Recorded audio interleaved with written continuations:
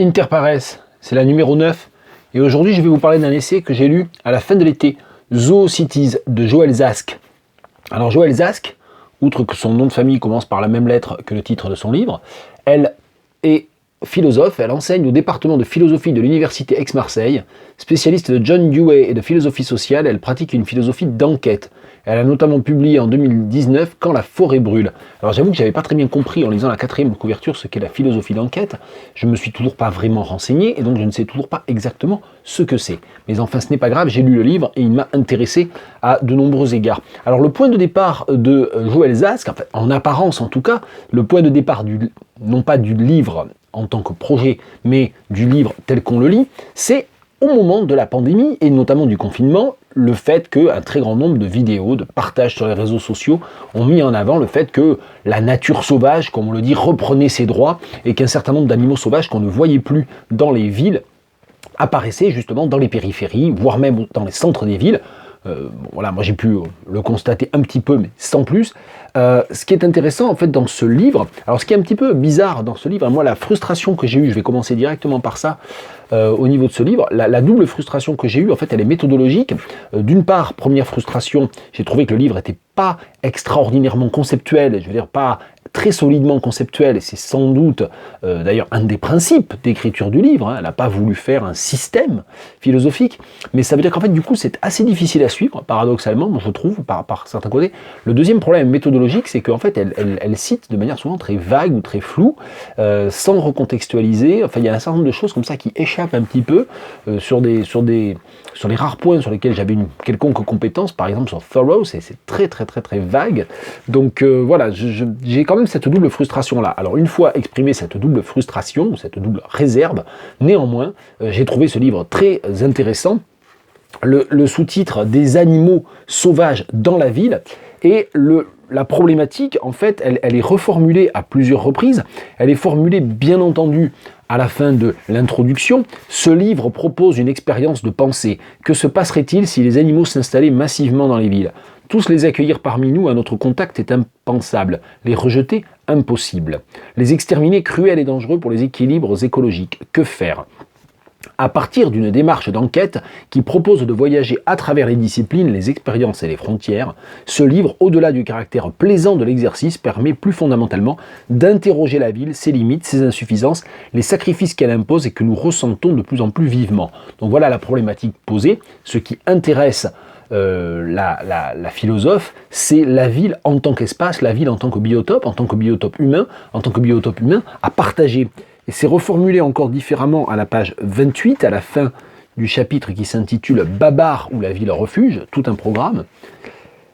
L'invention de perspective à laquelle nous invite l'exode rural des bêtes sauvages a de quoi surprendre. Ce qu'elle appelle l'exode rural des bêtes sauvages, c'est justement ça, le fait qu'un certain nombre d'animaux que l'on croyait cantonnés aux espaces moins humains, sinon non humains, parce que ça n'existe plus, plus faiblement anthropisés, ou en tout cas c'est ce que l'on croit, reviennent en fait dans les villes, comme on l'a vu lors du confinement. Comment repenser la ville pour que nous puissions faire face à tous ces changements et plus généralement pour que nous parvenions à l'inscrire dans la nature et non contre elle. Et évidemment, elle revient historiquement à partir de cette problématique-là sur toutes les fictionnalisations de la ville comme un élément en dehors de la nature et qui a été construit en fait par les hommes. Les villes ont été édifiées par les hommes pour se soustraire à la nature, pour s'abstraire de la nature. Et c'est contre cette abstraction en fait que le livre est écrit, à savoir pour dire qu'en fait, ça n'est pas possible, que la ville est forcément un lieu qui est en dialogue, en ouverture avec, et donc Joël Zask, en fait, elle promeut plutôt le concept de cité en disant que la cité, c'est ce qui est ouvert, la ville, c'est ce qui est fermé. Je schématise beaucoup. Page 76, hein, je lis la fin du chapitre « L'animal sauvage urbain vers la dégradation ».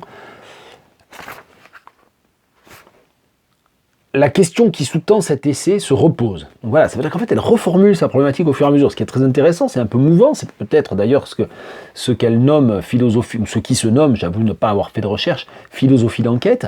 Elle reformule en fait sa problématique. La problématique avance et d'une manière qui n'est pas artificiellement dialectique, donc ça c'est plutôt bien, mais qui, n'étant pas systématique, est un peu, je sais pas, je dois avoir un esprit trop fermé justement, trop compartimenté, bizarrement, pourtant c'est pas c'est pas les lectures de déconstructionnistes qui m'ont manqué, mais bon. La question qui sous-tend cet essai se repose, puisque selon l'hypothèse retenue, les animaux sauvages seront de plus en plus nombreux en ville, quelle attitude adopter? De deux choses l'une, faudra-t-il les exterminer au risque de détruire une base du processus de civilisation et l'écosystème urbain qui peine à s'établir, ou à l'inverse, se sacrifier pour eux? Mieux, peut-on éviter de s'enfermer dans cette alternative tragique? Ça veut donc dire que dans les chapitres précédents, elle a commencé à regarder en fait tous les éléments de la dichotomie ou du dualisme, accueil sans limite et finalement invasion des espaces qui avaient été anthropisés par l'homme pour l'homme, qui avaient été anthropisés pour l'homme, parce qu'anthropisé par l'homme c'est un pléonasme, ou est-ce qu'on va aller vers l'extermination, finalement la lutte entre l'homme et les autres espèces? Et toutes ces questions évidemment vont traverser aussi toute la dynamique et toute la dimension contemporaine du débat sur le spécisme et sur l'antispécisme. Mais elle réussit à peu près à éviter d'ailleurs de parler de ça, ce qui est un peu étrange d'ailleurs. Alors elle parle de la wilderness et de la wildness, ça c'était assez intéressant, le fait que la wildness, ça soit l'imprévisible dans la nature, et finalement le fait que, comme le dit d'ailleurs Philippe d'Escola, la nature finalement ça n'existe pas, la nature est partout et elle n'est nulle part, donc la nature est en soi un concept inopérant. Tandis que la wilderness disparaît sous l'effet du travail civilisateur et de la conquête, la wildness persiste. Plus exactement, il serait du devoir des politiques d'aménager les conditions de vie communes de manière à ce qu'elles persistent en effet. Donc c'est un livre aussi qui, étant philosophie d'enquête, fait des préconisations. En fait, c'est un livre qui pourrait presque, alors avec un petit peu plus évidemment de profondeur, mais qui pourrait presque servir de rapport d'enquête ou de rapport d'expertise en fait. Pour ce qui concerne, et elle revient aussi sur la question des barrières d'espèces, c'est un concept qu'elle interroge aussi. Pour ce qui concerne, que je ne me trompe pas, que je ne dise pas... Oui, non, c'est ça que je voulais lire, page 136. En détruisant l'habitat des animaux par le déboisement, l'extraction minière, en mettant en contact des espèces habituellement distantes, en voyageant à leur contact, ou en les laissant nous côtoyer, nous créons des tremplins ou passerelles favorables à la mutation des virus et multiplions le risque que certains puissent pénétrer nos cellules. En Chine, dans la section réservée aux bêtes sauvages du marché de Wuhan, d'où il semble que soit partie la pandémie de Covid-19, on a pu voir enfermés dans des cages, vivants ou morts, non seulement des pangolins et des chauves-souris, mais aussi des morceaux de chameaux, de koalas et d'oiseaux. Selon le Guardian, l'inventaire d'un magasin répertorié des bébés loups vivants, des cigales dorées, des scorpions, des rats de bambou, des écureuils, des renards, des civettes, des porcs-épics, des salamandres, des tortues et des crocodiles. Oui, d'ailleurs, en relisant ce passage rats de bambou, sur les rats de bambou, alors bon, je ne commente pas, évidemment, elle repart de toute l'espèce de dérapage généralisé dont finalement le marché de Wuhan est un peu le symbole ou l'emblème, mais il n'en est qu'une expression, qu'une émanation particulièrement marquante. Oui, sur la question des rats de bambou, une autre chose qui m'a un peu agacé, c'est que de temps en temps, on comprend qu'elle n'utilise pas le nom de l'espèce. En fait, elle parle des animaux, c'est quand même un livre qui parle malgré tout des animaux, mais qui n'en parle pas tant que ça. Et c'est d'ailleurs là aussi un symptôme, je pense. Et souvent, elle cite les noms des espèces de manière approximative. Je ne sais pas si c'est parce qu'elle traduit ou qu'elle utilise des sources qui sont des sources pas en français et qu'elle ne s'est pas embêtée à aller vérifier le nom de l'espèce, mais enfin, c'est pas très rigoureux quand même. Voilà, donc il y a des problèmes de rigueur dans la citation, dans la terminologie, dans la taxonomie. Bon, c'est pas grave, une fois qu'on, voilà, un mois plus tard, c'est pas grave. Ce qui reste, c'est vraiment toute la démonstration et l'argumentaire, mais pendant la lecture, c'est un peu agaçant quand même. Je le signale, d'ailleurs, j'ai pas dit, c'est publié aux éditions Premier Parallèle en 2020. Je sais pas ce que c'est ça, Premier Parallèle. Maison d'édition, je sais pas où elle est celle-là. Non, mais ma vidéo va déjà dépasser les 10 minutes, donc c'est pas une raison d'en rajouter. Ça, c'est le passage sur l'Arche, c'est pas mal aussi. Bon, je vais pas tout lire, je vais pas lire tout ce que j'avais retenu, mais je vais terminer sur un passage important du chapitre « Faire la cité », que je vous conseille, si vous ne devez pas lire tout le livre, ce qui risque d'être un peu compliqué, lisez le chapitre « Faire la cité ». Je vous en cite un extrait. Comment passer du logement formant une niche fermée, un garage humain, pour citer Ivan Illich, ou un clapier, comme l'aurait dit l'artiste Gordon Matta Clark, qui a consacré beaucoup d'énergie à littéralement ouvrir des logements afin d'y faire circuler l'air, le soleil et les habitants, à un habitat à la fois bien délimité, personnel et ouvert sur l'extérieur. Comment éviter, selon les mots de Pérec, l'inhabitable, l'étriqué, l'irrespirable, le petit, le mesquin, le rétréci, le calculé au plus juste. L'alternance de niches et de passages est un enjeu aussi écologique que politique. À Jérusalem, l'aménagement du corridor qui traverse la ville du nord au sud pour garantir aux animaux un droit de passage au beau milieu des lotissements est le résultat d'une lutte qui a duré une dizaine d'années. Deux visions du monde se sont alors affrontées. Elles ont opposé non seulement les promoteurs immobiliers aux défenseurs de la nature, mais aussi les héritiers d'un esprit expansionniste et colonial aux partisans d'environnements pluriels. Les bêtes sauvages émergentes sont une chance à saisir. Elles nous invitent à différencier dans la ville ce qui est forme de mort et ce qui est forme de vie. Elles nous engagent à identifier les sinistres arrangements qui créent de la dépendance, de la souffrance, de la maladie et de la mort, et ceux qui, à l'inverse, sont des sources de vitalité, d'individuation et de solidarité. Et je vais m'arrêter d'ailleurs dans ma présentation de ce livre pour quand même passer à... C'est inter pares. L'idée, c'est que ce livre-là me fait repenser à un autre livre, ou à d'autres livres, que je vais aller repêcher sur mes étagères. Et je vais finir sur cette citation qui est très importante, et c'est en fait le fil rouge du livre de Joël Zask, et c'est en cela que c'est un livre important. Les bêtes, et la prégnance ou l'apparition plus évidente des bêtes sauvages dans la ville, nous permet d'identifier ce qui est mauvais pour nous, ce qui est forme de vie et ce qui est forme de mort.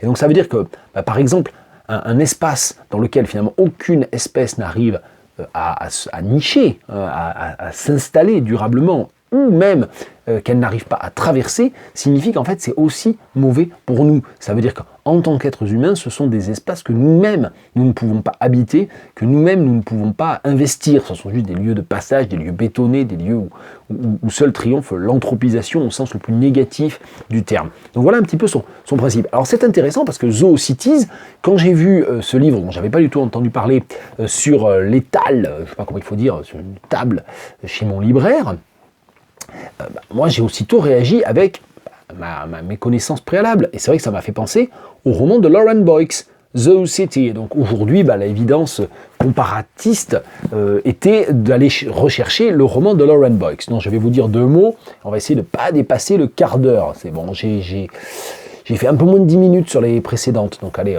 on va dire que l'idée c'est 10 minutes en moyenne. Bon, après tout, c'est moi qui fais les règles, donc je fais ce que je veux.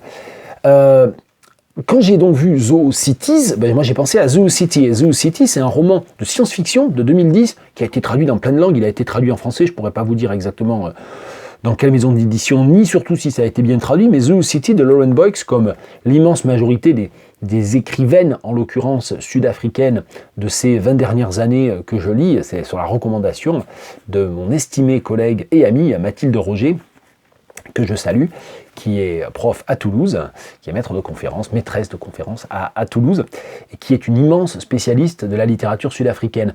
Et donc, j'ai lu ZooCity il y a quelques années sur le conseil de Mathilde, et j'ai pas regretté du tout parce que c'est un livre extrêmement foisonnant, très intéressant. C'est cette espèce de nouvelle science-fiction, qui est une science-fiction un peu, oui, qui a des aspects féministes, mais qui a des aspects sociologiques et anthropologiques aussi. C'est très beau. Et le titre, en fait, vient d'une idée qui est une des idées effectivement science-fictionnelle principale du livre, qui est qu'il y a un certain nombre d'êtres humains qui se trouvent à être animalisés, animaled.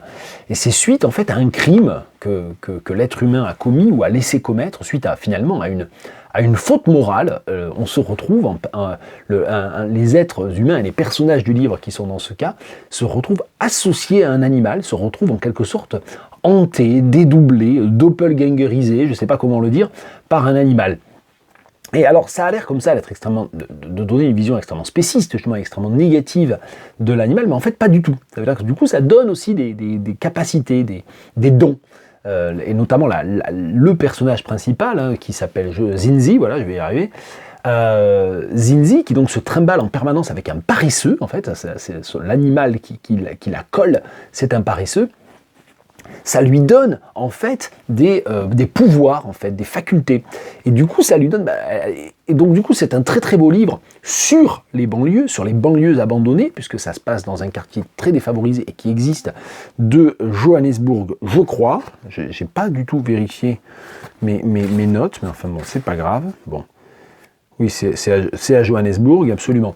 Et donc voilà, ZooCity, ça devient la métaphore ou la réécriture en mode science-fiction des problèmes anthropologiques, sociaux, politiques des des zones périphériques abandonnées, des zones périphériques où règne la pauvreté et aussi, il faut bien le dire, en partie le crime. Et donc c'est ça qui est très intéressant dans ce livre-là. Et finalement, alors que ça n'a rien à voir, les points de départ des deux textes, bon évidemment les genres, un essai philosophique, un roman de science-fiction, n'ont pas grand-chose à voir.